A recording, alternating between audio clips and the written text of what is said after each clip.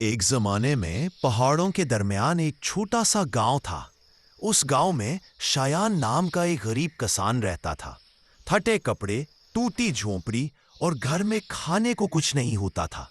शायान दिन भर खेतों में काम करता, लेकिन किस्मत जैसे रूठ चुकी थी। घर वाले भूखे, बीवी परेशान और शायान बेबस। एक दिन वो कहने लगा, या अल्लाह, कोई रास्ता दिखा दे। पर जंगल में अजीब वाकया। एक सुबह शायान लकड़ियां काटने जंगल गया। अचानक उसे झाड़ियों में हरकत महसूस हुई। वो डर गया, लेकिन करीब जाकर देखा तो हैरान रह गया।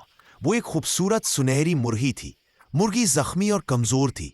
शायान ने कहा, चलो इसे घर ले जाता हूं, आज बच्चों को गोश्त खिला दूंगा।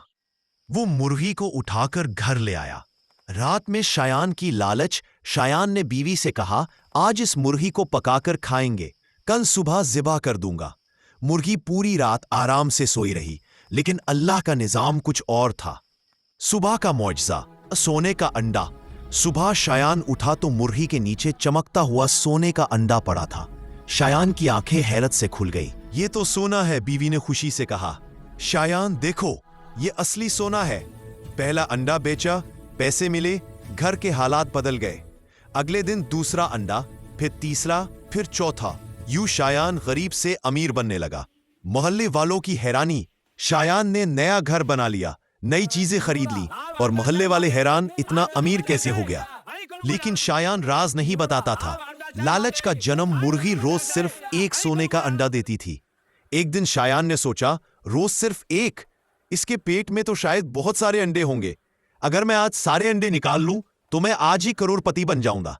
बीवी ने मना किया, शायान, अल्लाह ने जो दिया है उसी में बरकत है। लेकिन शायान अब लालच में पड़ चुका था। अंजाम, लालच की सजा। रात को शायान ने मुर्गी को पकड़ा और कहा, आज सारे अंडे एक साथ निकाल लूंगा। जैसे ही उसने मुर्गी का पेट चीरा, वो हैरान रह गया। मुर्गी के अंदर एक भी अंडा नहीं था। मुर्गी दर्द से मर गई और शायान जमीन पर बैठकर रोने लगा। मैंने क्या कर दिया। रोज मिलने वाला रिज्क लालच में खो दिया। पूरी दौलत भी आहिस्ता आहिस्ता खत्म हो गई। शायान फिर वही गरीब और बेबस हो गया। दोस्तों, याद रखें, लालच हमेशा इंसान को बर्बाद करता है। जो रिस्क अल्लाह वक्त पर देता है वही असल बरकत है। मजीद ऐसी मजेदार और सबक आमूज कहानियां सुनने के लिए हमारे